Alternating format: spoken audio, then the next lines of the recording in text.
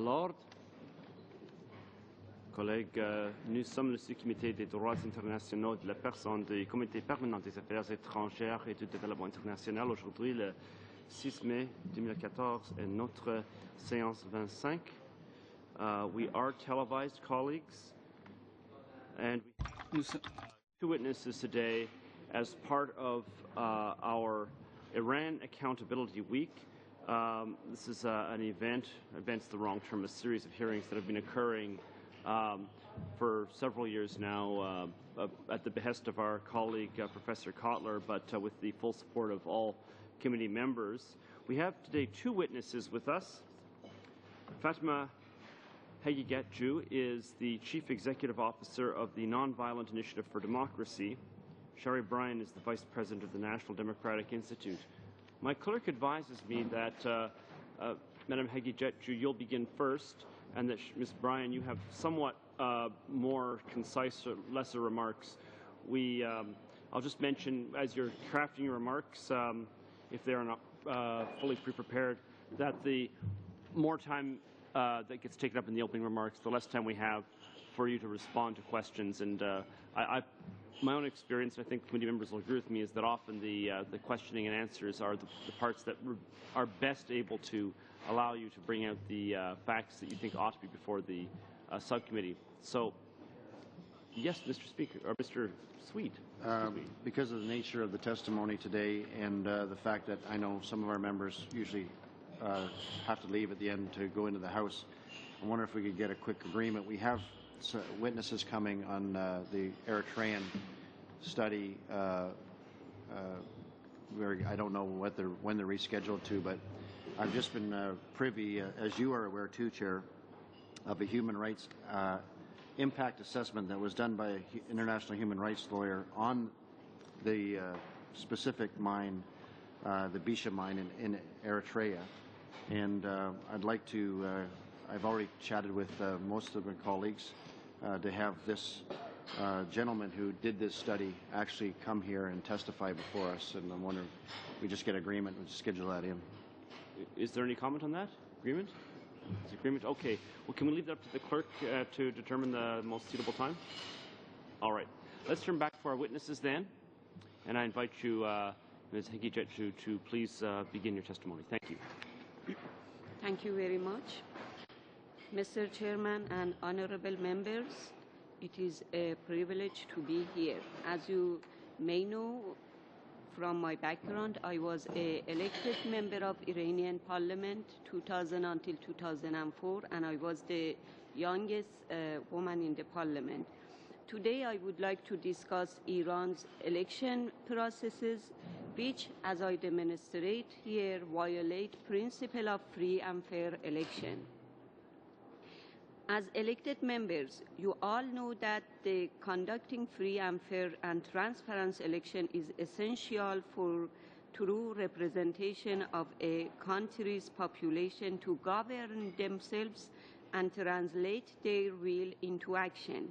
Lack of free, fair, and transparent election is the root cause of all other problems with which this committee is concerned. Since systematically denies office to all Iranians which cannot impact policies properly. Iran is a signatory to many international documents, including Universal Declaration of Human Rights, International Convention on Civil and Political Rights, and the Declaration on Criteria for Free and Fair Election. However, elections have systematically been manipulated by the state agencies. This includes the Supreme Leader and his office, the 12-member Guardian Council, which function as the only election oversight body, the election administration run by the Interior Ministry, the Islamic Revolutionary Guard Corps, IRGC, and the Intelligence Ministry, to name a few. The manipulation of electoral processes can be divided into three main types, which I will briefly describe. First, legalization of discrimination against certain groups and individuals to prevent them from standing for any election sanctioned by the Iranian election laws. Second, barring majority of candidates, including opposition members, from contesting. Third, committing systematic electoral fraud whenever needed. The law pertaining to assembly of experts bars individuals who haven't completed seminary school and gained permission to issue fatwa or religious edict known as a mujtahid. This means that the general population and majority of elites are barred from participating in this key institution that selects the supreme leader. The presidential election law discriminates against non-Shia Muslim, non-Muslim, and women. And parliamentary election laws and city village councils election laws discriminate against many categories of individuals, including those who are non-practicing Muslims and not loyal to the supreme leader of Iran, those who work with the previous regime, those who convicted of religious crime. The second category, barring candidate, has been systematically exercised in Iran through the probatory supervision of the guardian councils called Nazarat Istiswabi, which include three important stages. The GC is the ultimate decision-making body regarding the credential of candidates to stand for office.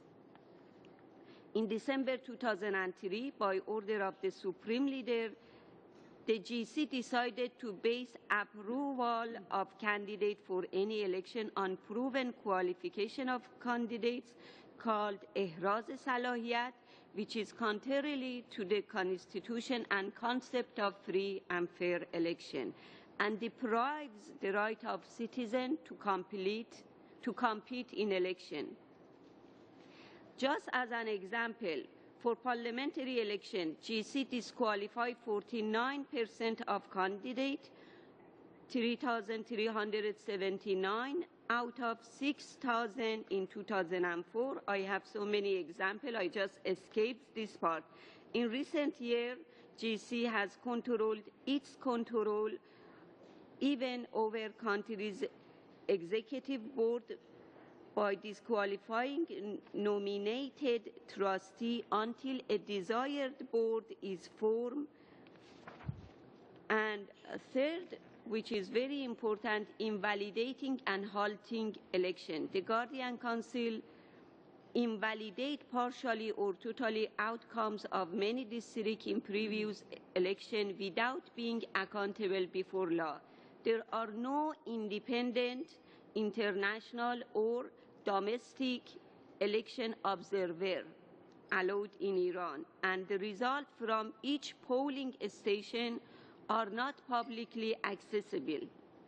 Even candidates and representatives are not entitled to a copy of polling station minutes, and the compilation of final results take place behind closed doors without the presence of independent supervision.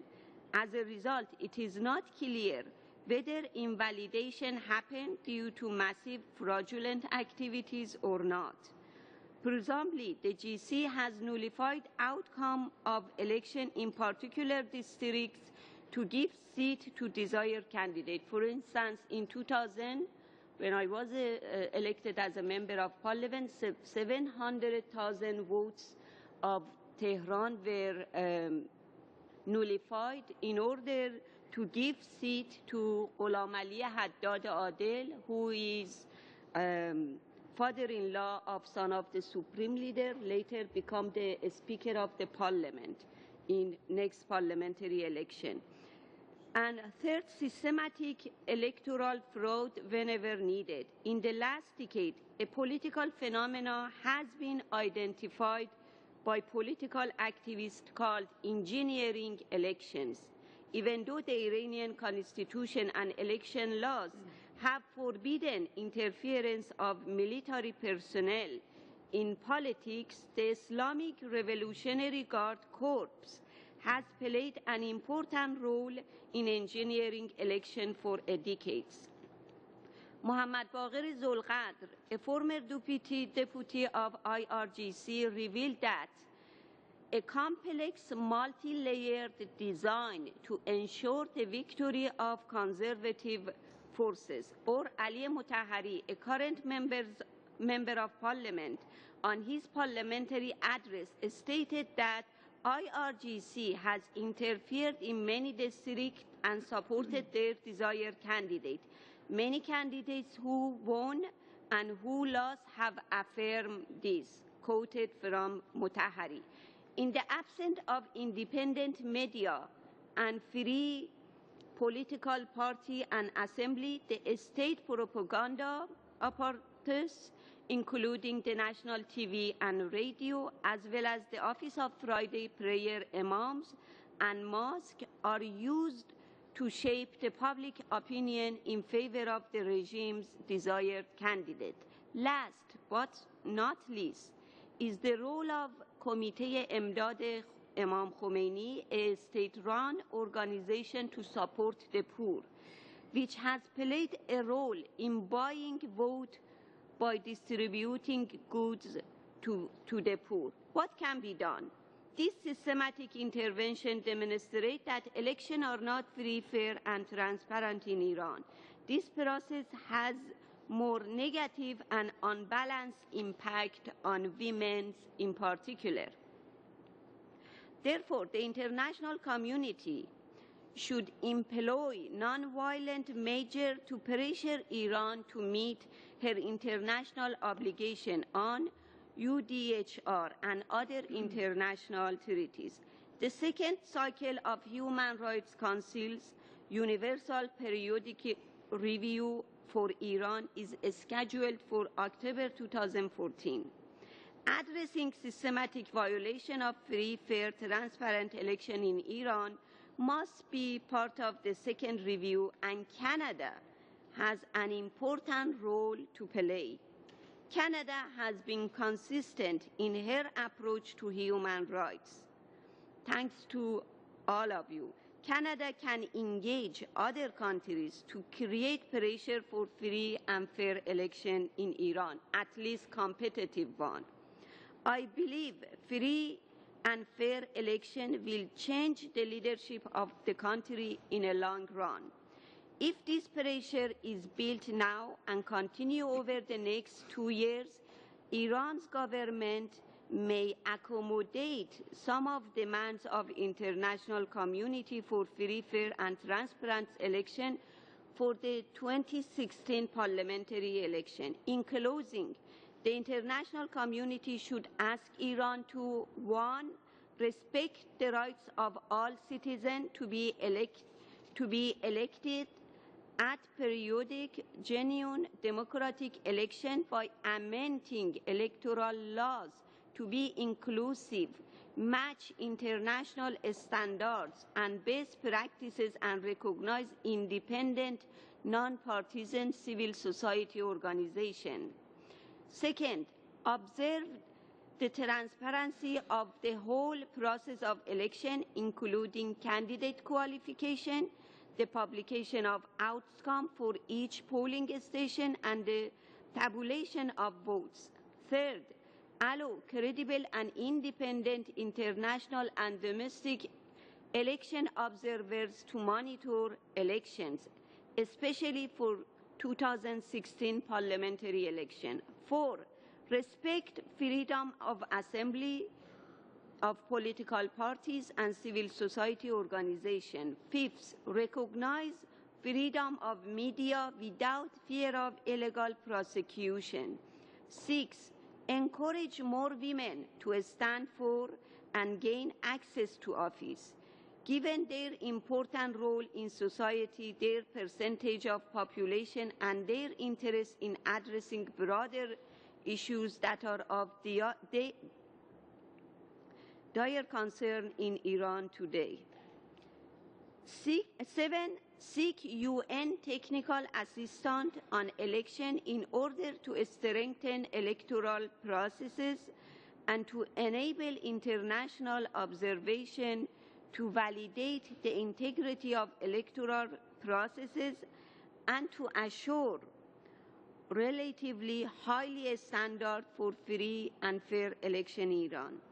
I look forward answering questions on 2016 parliamentary election, women's political participation, and anything that you concern with. Thank you very much for this opportunity. Thank you very much, Dr. Hagigatchu. We turn now to Ms. Bryan, please.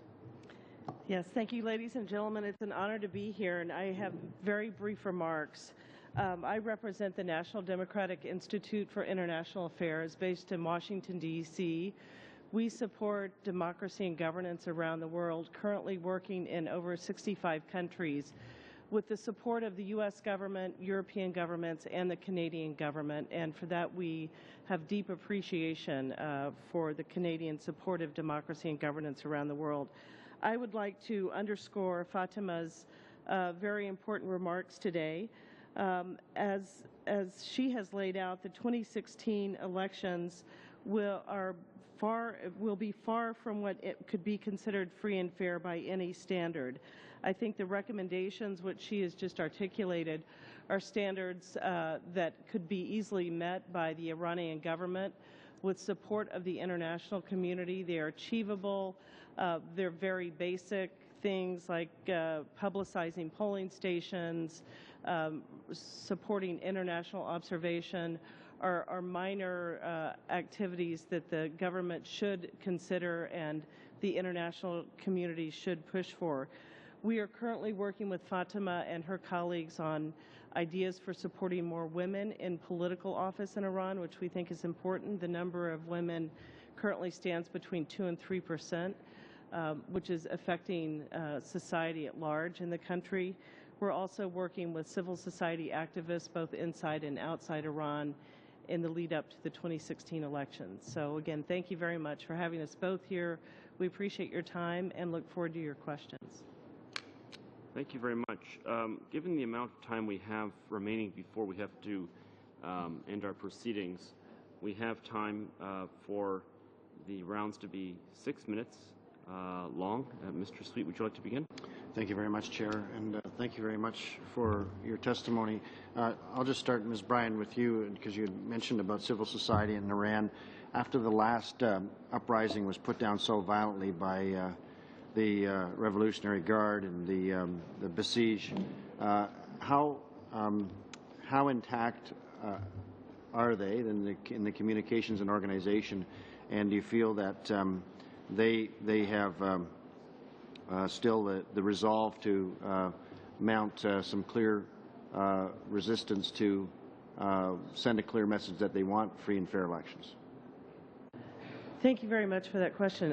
I think civil society is prepared and ready to stand up for free and fair elections. I think, as you know, it's very dangerous to be an activist in the country, but I think through the use of technology, there are a number of things that can be done and that are going on that allow citizens to connect with one another, to report on incidents of human rights abuses, electoral law abuses, and so on. So I think a combination of a number of years of resilience since the last uprising, a great number of young people who want to be engaged and who stand ready to be involved, and the advent of, I think, technological solutions, for lack of a better word, are allowing citizens and citizens groups to organize. So I think the risks are high, the challenges are great, but the resolve remains. Thank you. And your point is well taken. We can't even imagine in Canada the kind of risk that a person would take with the kind of regime that is in power right now in Iran, to actually go in the streets and make clear statements and associate themselves with an opposition. So we just have a great respect and pride for those people who would fight for democracy in an environment like that. Ms. Haghachu, did I get it right? Yes. I wanted to ask you about your career a little bit. When you stepped down in 2004, I mean, you made it very clear why you stepped down, because of the disqualification of so many qualified candidates. Did you receive any threats yourself, any kind of social ostracization, any kind of sanctions against you? Even when I was member of parliament, and even according to Iran's constitution, member of parliament enjoyed immunity, I was arrested while I was in my home. I believe it was in 2001, and then that was absolutely against Iran's constitution. And my arrest just was due to addressing human rights issue and asking the supreme leader being accountable, because the judiciary acts under him. And there was a trial against me that which sentenced me to 10 months imprisonment. I never served it, and there have been several open, actually, other cases against me. But in general, the population supports change. So while the government violated my constitutional laws, but myself and other colleagues who stand for human rights and democracy have been so popular and welcomed by people. So it was, we experienced two level of welcoming by people, and of course the supreme leader and his loyalty didn't like we criticize them, especially some of these human rights violations happened by the corp, the Pastaran, and so one of the files issued by them against me. But in 2005, I realized that to continue my work in another level, I left the country, and I have been resided in the United States since then. Thank you. Okay, is it an overstatement? You mentioned multi layers of organization to try and get rid of candidates or qualify candidates they wanted. So is it an overstatement to say that really the entire electoral process is manufactured by the supreme leader? Well, yes and no, because the concept I tried just to mention here, engineering election, time to time this goes differently, because first, the regime wants to use election to show to world that we are a democratic regime, we have election, we have elected people, and on the other hand, wants to make sure those who are loyal to the regime can go through this election. Sometimes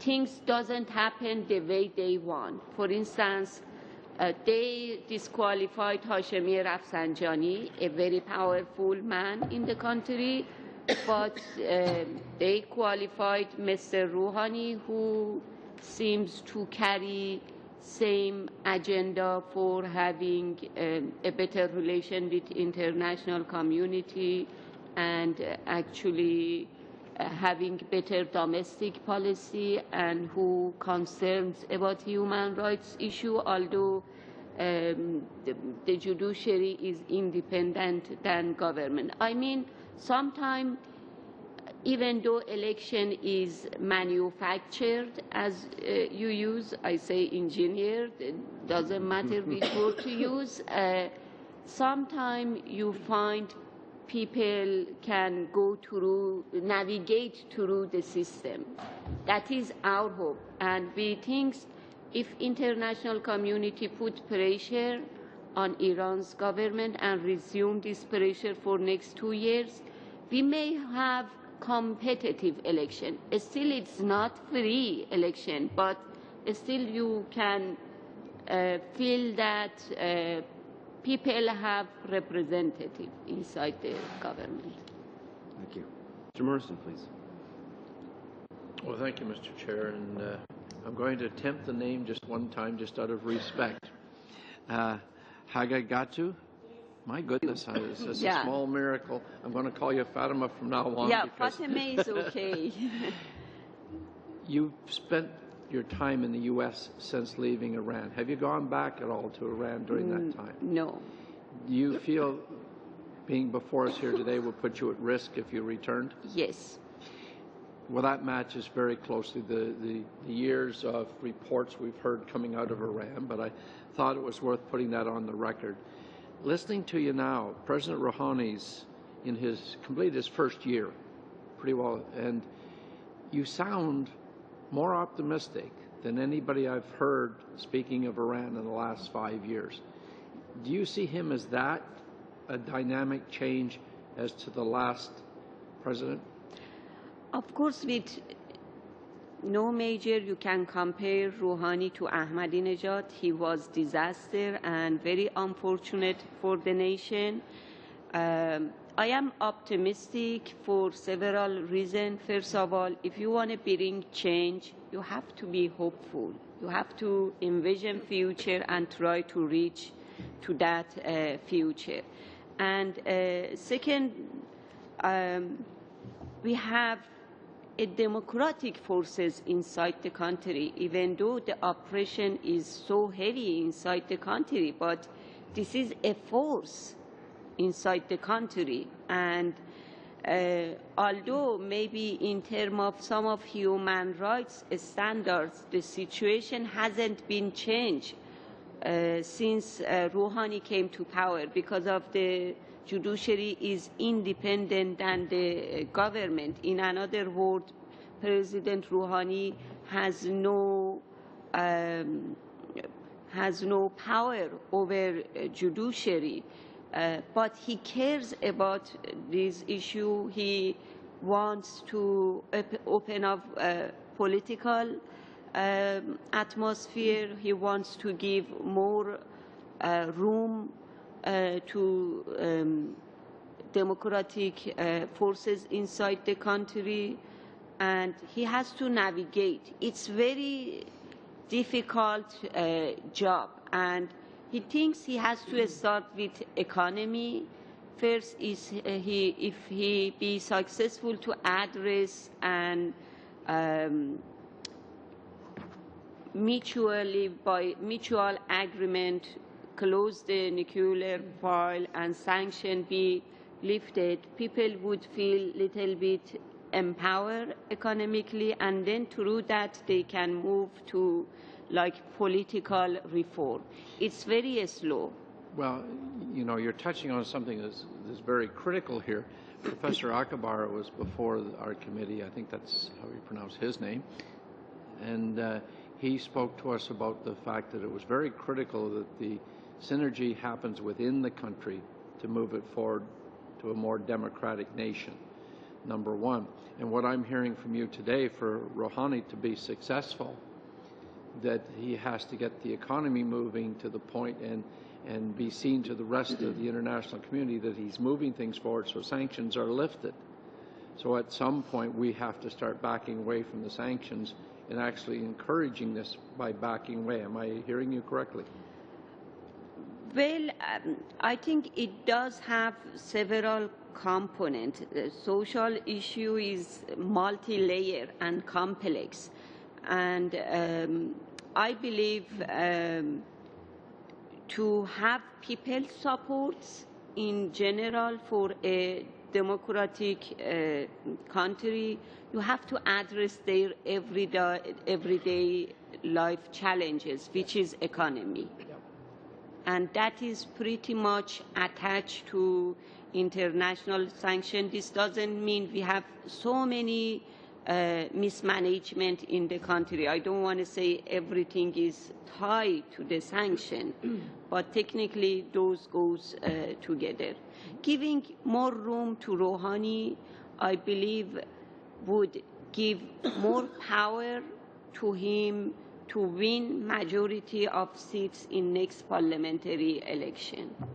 Otherwise, even this parliament would stop progress on nuclear issue. How's my time, Mr. Chair? You have 1 minute exactly. Well, 1 minute is pretty good. I'll take it. Reports that we've heard again over the years about the atrocious situation of the violation of human rights, of torture, detainment. Has there been a significant change that you're aware of since this new president came in? Has there been any improvement? Has anybody been released? So that side is still as dark as it always has been. That's true. That's sad to hear, because for a few moments you had me very excited about the potentials here. I guess we've got a ways to go yet. Yes, as I said, on a human rights issue, there are other organizations has been engaged. The only tool Mr. Rouhani has, negotiation, lobbying, going through releasing few political prisoners, but this is an authoritarian regime. We know the nature of authoritarian regimes. Thank you. Thank you, Mr. Chair. Thank you. Ms. Grewal, would you like to go next? Thank you, Chair, and thank you to the witnesses for your time and your presentations. Well, my question goes to Ms. Hagi Hakzu. As a member of the Iranian parliament, what reforms do you think are necessary in the governing structure? Do you believe that the UN resolutions are an effective means to pressure the Iranian government? And what about sanctions? What can Canada do bilaterally in order to improve the human rights situation in Iran? And multilaterally, do you believe that the special rapporteur on the situation of human rights in the Islamic Republic of Iran was significant? And can you also elaborate on the status of Iran's nuclear program? Do you believe that there is a kind of a link between Iran's nuclear ambitions and human rights violations in that country? Okay. I will start with the special rapporteur and human rights issue and Canada role. I believe this has been great. It has great impact, even though the authority in Iran, they say, no, we don't care, this is bias, so on, so on, so on. I am telling you, based my experience, if there was no pressure from international community, they would do worse. So even though the situation is not good, even though the record of human rights violation is high in the country, imagine if this pressure wasn't there, what would be that record? And I do like to use this opportunity and appreciate Dr. Ahmad Shahid for his strong will of continuing his work. This is give voice to voiceless. And Canada, I appreciate Canada for standing firmly on issue of human rights issue. I believe that if this human rights violation record, including lack of free, fair, competitive election, be recorded on United Nations human rights documents, that may have impact in a middle, longer term, if not immediately. Once you do this action, these are long-time effects. The change doesn't come overnight to the country. So please be supportive, keep doing what you do, and I think it is important. In terms of sanction, I believe the international community should use a way of a smart sanction, use more diplomatic sanction, and try to engage Iran in other levels. Give support to civil society inside country, and I believe supporting civil society definitely would help. If you once you emphasize, you can't believe you save life of so many Iranians, so many individuals. Yes, systematic violation has been going on, but you save life of so many people, and this is important also. Well, in terms of linking a nuclear issue to human rights violation, I think there is a link. Few years ago, almost a decade ago, the authority identified 4 challenges: nuclear challenge, human rights issue, sorry, I just forgot, Middle East peace talk, and also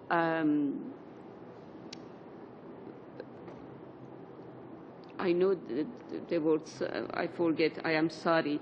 And the leadership decided to stand on nuclear issue because they thought they can mobilize people around the goal, but once be taken to the second step of human rights issue, they can mobilize people, because people of Iran would not agree on violation of human rights.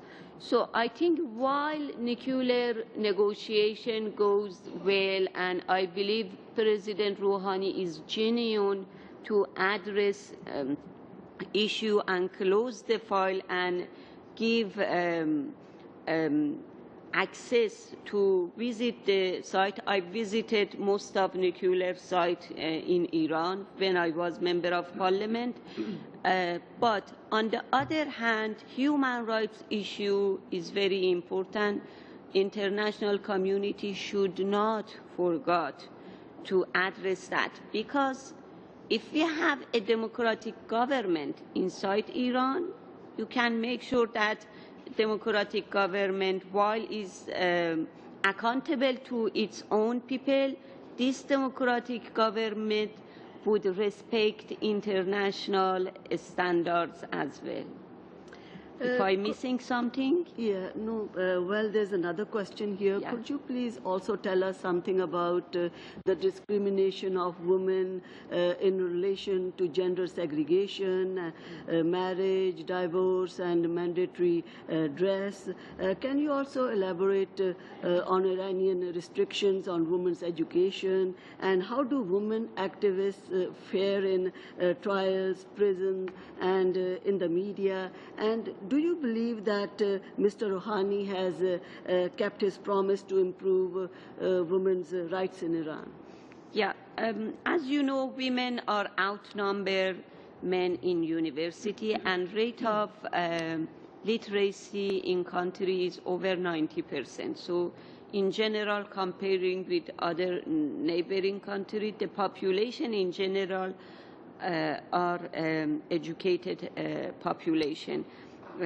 So in terms of women's issue, we face with patriarchal attitude, which is global issue. It's not just for Iran in one side. On the other side, due to having an Islamic government inside the country, and I believe patriarchy are rooted in all institutions, including religion, they use religion as a tool to justify this discrimination against women. So we see discrimination in all levels, which is embedded in our laws. And so there have been discrimination against women, but women are not silenced. Women have been active agent for change inside Iran. And we have powerful women's movement, and you've seen so many vocal women inside the country. Actually, in terms of education, during the time we were in power, we lifted the restriction on women's education, but now the current government wants to say majors for women, majors for so-called male majors, such as mining and so on. They want to actually limit women's access to those majors. Also, they are trying to put another quota, I say quota for men. Usually in international community, we talk about quota for women to give more access to women. The government, because women outnumber men at university and there is entrance exam for public colleges, they want to limit, and they started with medical schools. They want to limit number of admitted women to 50%, not higher. They don't want to give more than 50% on women. And right now, the country is shifting his antinatalist policy, which is implemented in 1992, pronatalist policy, and Supreme Leader is icon for that. He pushes for pronatalist policy. That means we will face another layer of discrimination due to pronatalist policy. And Deputy President on Women's Affairs is one of great women in the country, and I would say you this, that women's rights activists really tried hard to convince President Rouhani to appoint this lady. She's a lawyer herself, and I believe President Rouhani, because he feels pressure of women, he will be kept accountable by women's rights activists to meet his promises on women's issue. Thank you. We went significantly over on that particular question. I didn't stop it because it was the witness answering, not the question, that caused that to occur. Ms. Scroll, you'll have the same amount of time as everybody else, but the last two, Liberal and Conservative, or sorry, NDP and Conservative members will have their times reduced accordingly to allow us to conclude on time. Ms. Scroll, please. Thank you very much, Mr. Chair. And I am filling in today for, if that's even possible, for the Honourable Irwin Cotler, who is hoping to get here still, but he's tied up in some other important work. Welcome to both of you. I have been involved to some extent on some of the issues with the PMOI and supporting the opposition parties. In particular, continue to be very concerned about the people in Camp Ashraf, so-called Camp Liberty, and the desire for them to have some freedom and to be able to move from there. But clearly, from what I have seen in the work that I have done, it's been the women, led by Mrs. Majari, that have always shown the leadership. So if President Rouhani is concerned, he should be. But one particular part, the continued, President Rouhani has still continued to execute far more people under his jurisdiction in the last while than previous people in his position. So is the pressure really getting to him to pay attention to the world is watching what they're doing? Unfortunately, so your question is about execution, not about the Ashraf camp. No, right? It's about both. You can comment on both of them. Yeah. I only have so much time, so please. Yeah, okay, you both put of those both issues are at the same. Yes, I know, unfortunately, in Iran, in Iran's Islamic Penal Code, capital punishment is there, and even they use it for drug smuggler, and so many of those execution being used against drug smuggler and other variety. And as I said, these have been handled by the judiciary system. Of course, putting pressure on Rouhani's government, on in general government in Iran in general, to some extent would make the government be accountable. But I don't believe Rouhani technically can do anything on issues that not he has power. It's the situation is responsibility and power. On the issue of Camp Ashraf, I think the best way to solve the issue is just first convincing the leadership, Maryam Rajavi and others, to allow the world accept them, because as I've been following, they want to be like, they want a camp in another country. They don't want people be divided to different countries. I think first they have to solve that, and all countries have to give like asylum positions status to those who live in liberty. I doubt that Iraq government would accept them to be there. So in terms of humanitarian assistance, I think also Canada can help lobbying, negotiating with variety countries to solve in terms of the situation of Camp Ashraf, and every country accept. I believe 3,000 people still are there, and distributing these 3,000 people around the world, this is an important task that can be done. The nuclear issue continues, of course, to be something that we are all watching very carefully. Do you believe that President Rouhani and others are actually negotiating in good faith? I believe President Rouhani does that, but they have they want recognition of right to enrichment.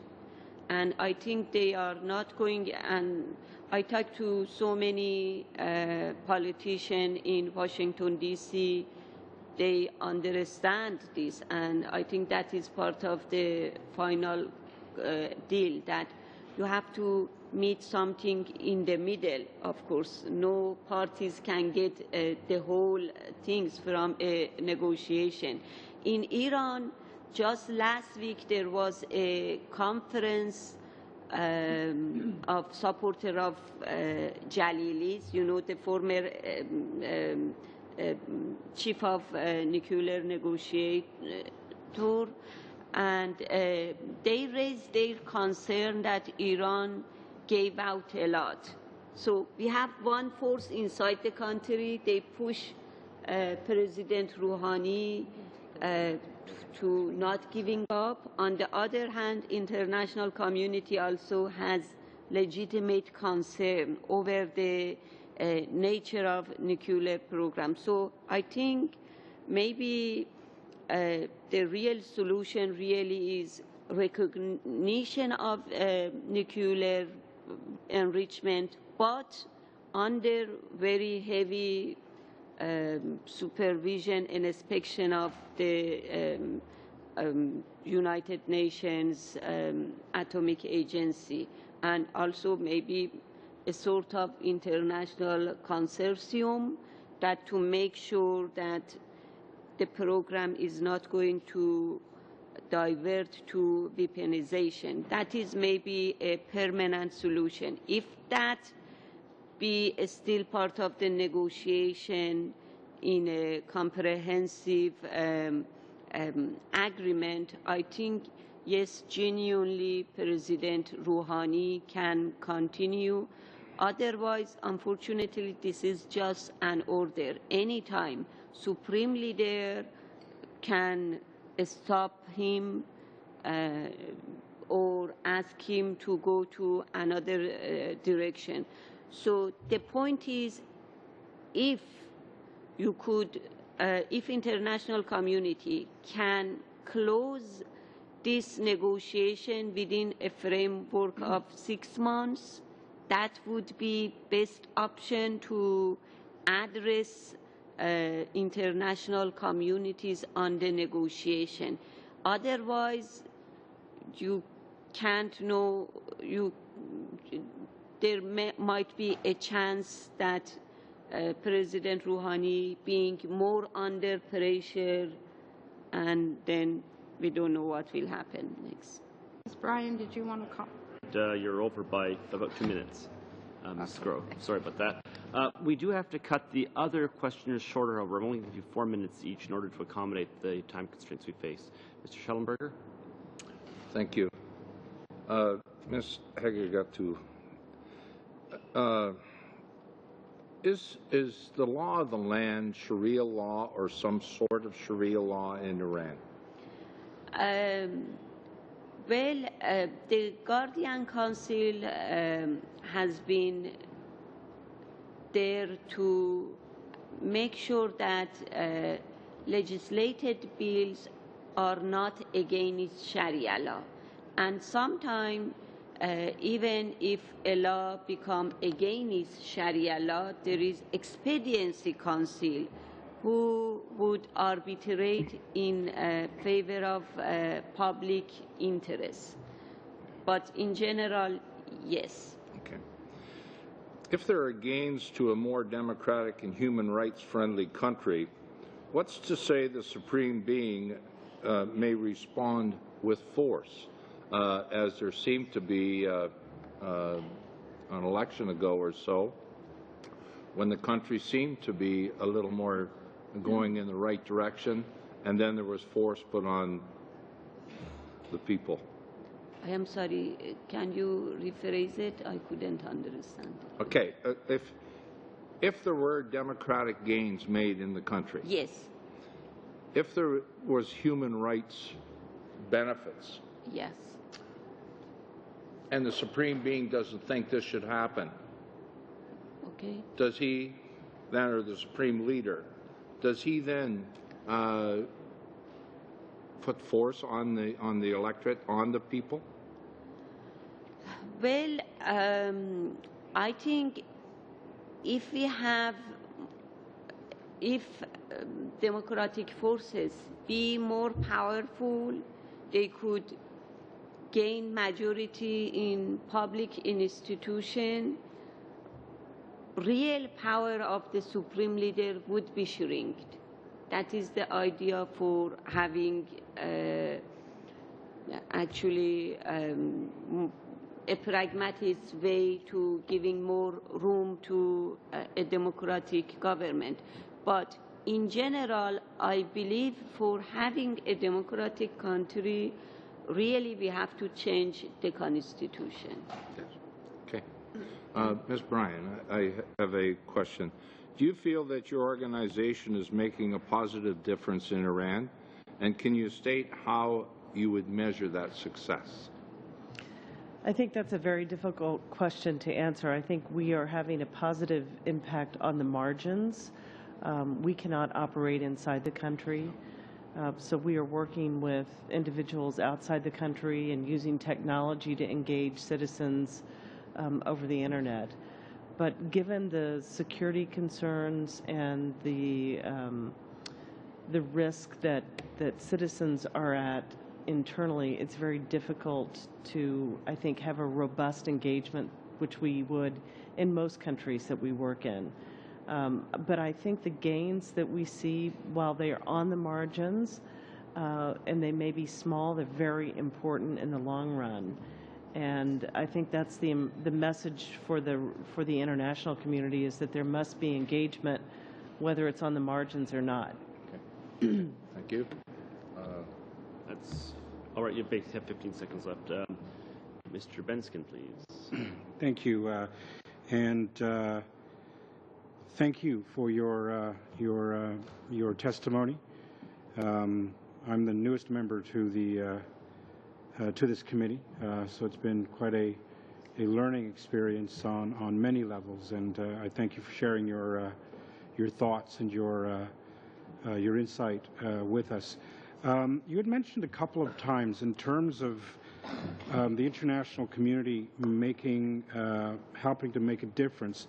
You mentioned a couple of times that it is, if I'm not mistaken, that it is important that the international community maintain pressure to going towards 2016 in order to help facilitate the changes that need to happen in Iran. What type of pressure are you envisioning? Good question. First of all, practically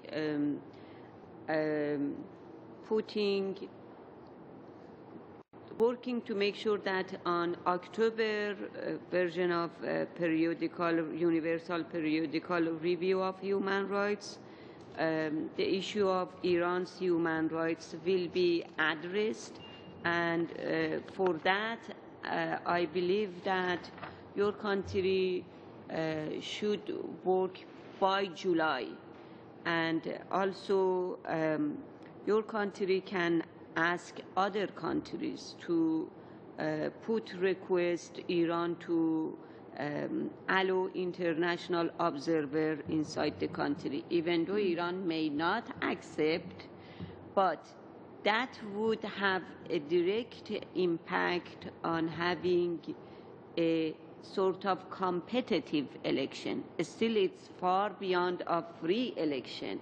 And second, by asking Iran to take a small but effective measures, such as publicizing each result of each polling station. This is very simple. That would prevent systematic fraud.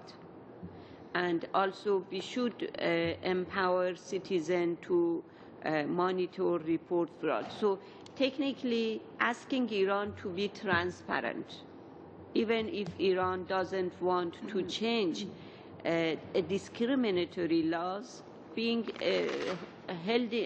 holding a transparent election is important.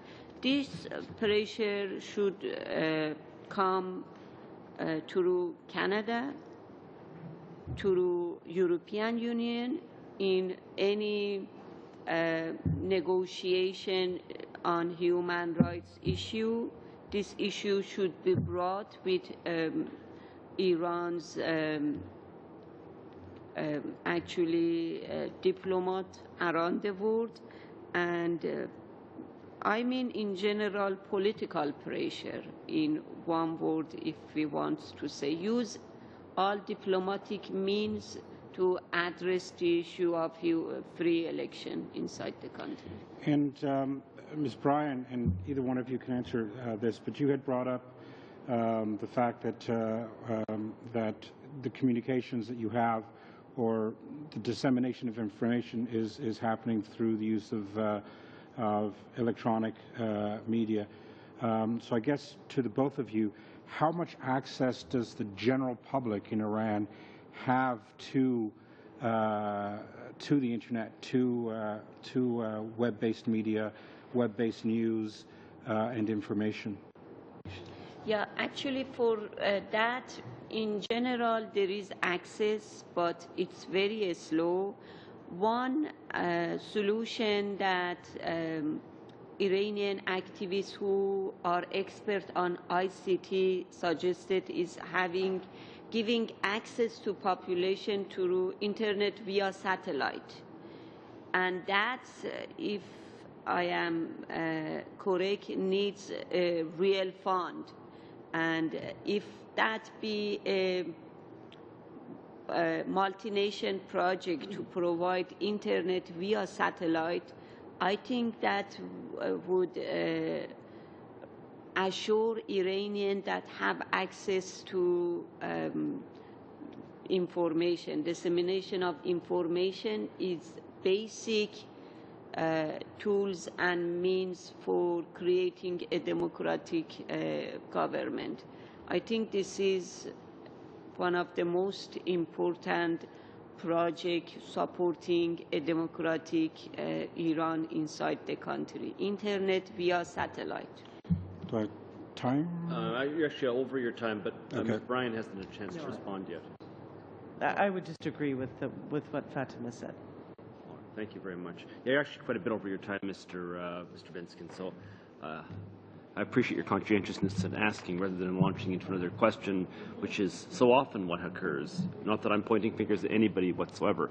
To our guests, I want to thank you very much for attending today. This has been very useful testimony for us. As you may be aware, we've been monitoring in this subcommittee the situation in Iran, with particular reference to the status of women and the ongoing struggles that you have in your country for a number of years now, and your update is very, very helpful to us. Thank you very, very much indeed. Just before you go, Mr. Sweet. I think it may be a desire of all my colleagues. If I know that we've finished the questioning, but if either of the witnesses know of an update they can give us on Shirin Ebadi. Did you hear that question? Update about Shirin Ebadi? Yes. Last time I met her was in February to support to resume mandate of Dr. Shahid, because it was very important for us. So we went and we met so many delegation in Geneva to make sure that on Iran's statements they are going to address different issue, including execution, because the rate has been up. Shirin Ebadi has been so active and a great icon for Iranian women addressing human rights issue. She travels around the world, but mostly she are in Europe. Thank you. Thank you, Chair. Sorry thanks for the indulgence. That's quite all right. Thank you, Ms. Bryan. Thank you, Dr. Hagigetju. Thank you very much, Thank you very much. Mr. Chairman and all members of the committee and audience. Thank you for this opportunity. Thank you. We are adjourned.